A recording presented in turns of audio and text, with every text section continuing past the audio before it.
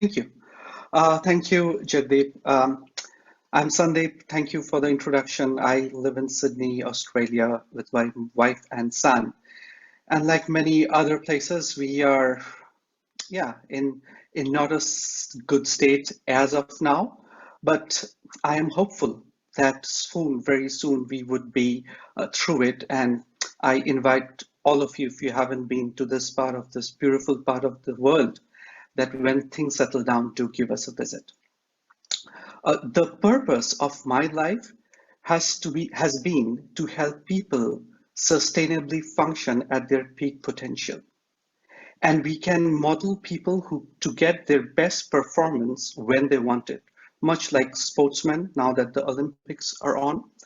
And there is a way and manner in which that can be replicated. And I consider myself fortunate that my purpose aligns with what I do for a living as a coach. I have my own coaching and consulting business based out of Sydney, and I'm also part of coaching panels of other businesses based in Australia, Singapore, and US.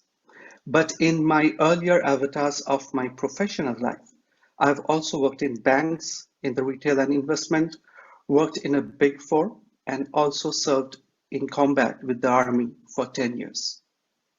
A lot of my life values and skills come from my military background. I was in the army between the age of 20 and 30, a large part of my youth. Not saying that I'm not so young now, but the military changes how we view the world, how we view ourselves, and ensured that I could function at my best, even when the conditions were stressful, high risk, or uncertain. And that's pretty much the kind of state that we are in. And I would like to share a story, a true incident, because that to me brings out what zest for life and hope means to me. And I'm hopeful that it will give you a perspective of what hope means. So when I joined my combat unit, this is late 90s, early 2000s, as part of our orientation, we were told about this incident where a pair of soldiers who were deployed in one of the posts at super high altitudes had gone out for maintaining communication lines. For those who do not know, I'm talking about heights where the oxygen level is so low that doing normal daily chores is a Herculean task. The temperature is around 20 to 30 degrees below zero on a good day. If you wanted to brush, you had to first put that toothpaste tube into a cauldron of boiling water. Yes, there is always a cauldron of water which is boiling. If you wanted to write, you had to put your pen into that cauldron again. You get the drift, right? So these two guys, they roped in, which is tied themselves to the end of a rope. That's how you move. And they had to be back before darkness set in. So they went off to maintain a communication line down the track where their post was located. And suddenly there was a blizzard.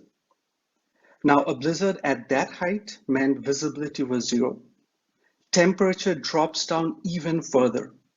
And it's an effort with that kind of wind speed just not to get blown away from the post. Being caught outside kind of meant certain death. So somehow the message was conveyed to the headquarters that there was this pair that is outside and they've been caught in this blizzard.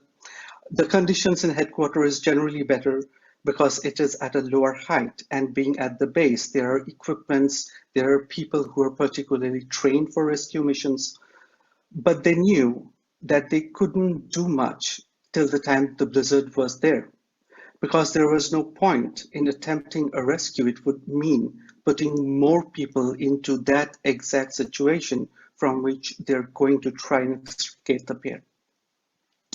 However, they were ready to go as soon as the blizzard subsided, but it did not until it was dark. And darkness changes everything in those parts at those heights. It brings a new set of challenge. It meant at those times that rescue helicopters couldn't fly.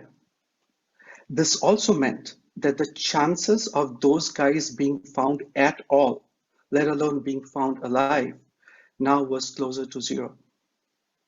However, the headquarters kept on communicating with the helicopter units. But with so much time between them being lost and the earlier that they could fly, which was now the next morning, people were not very sure it will matter.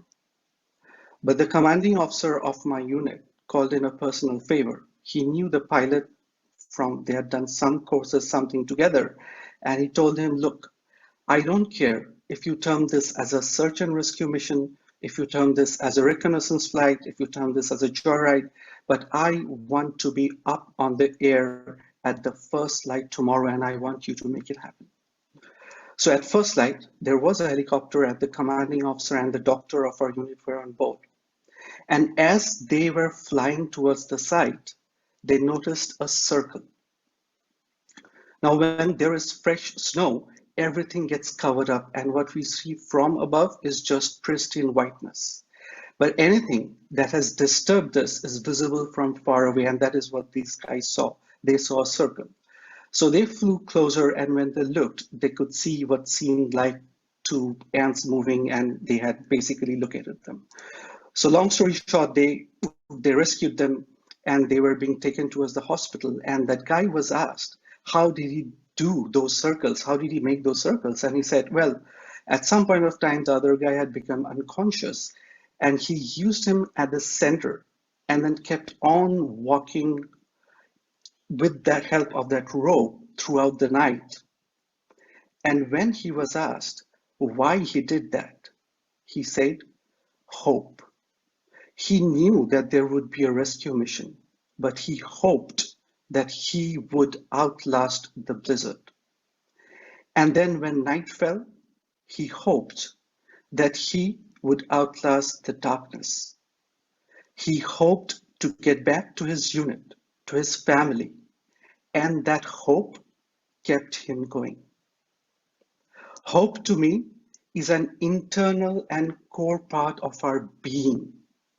Research says that one of the main reasons that people even think of committing suicide is hopelessness.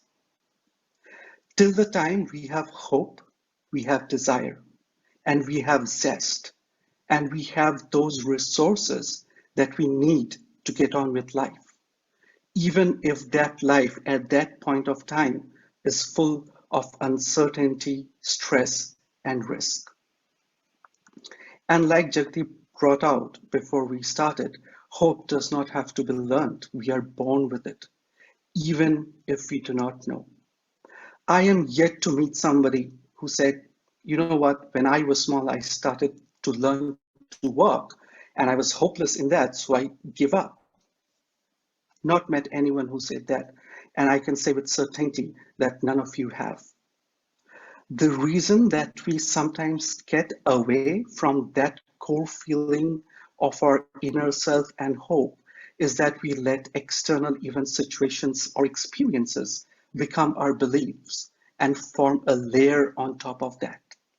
And if we can unpeel those layers, or even if we become aware of them, we have hope. And at this point of time, if I had the superpower of gifting each one of you, every one of you that are here with us, or maybe every one of you that will hear this in the future, if I could have a gift to give each one of you, that would be hope. Stephen Hawking said, however bad life may seem, there is always something that you can succeed at. Where there is life, there is hope. And I would add to that, when there is hope, there is life. Thank you.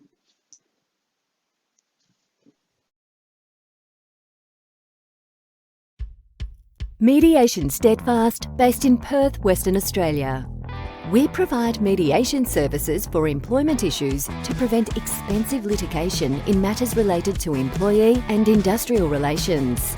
We are dedicated to becoming a leader in mediation by encouraging solution-focused conversation for setting up a respectful and positive work culture.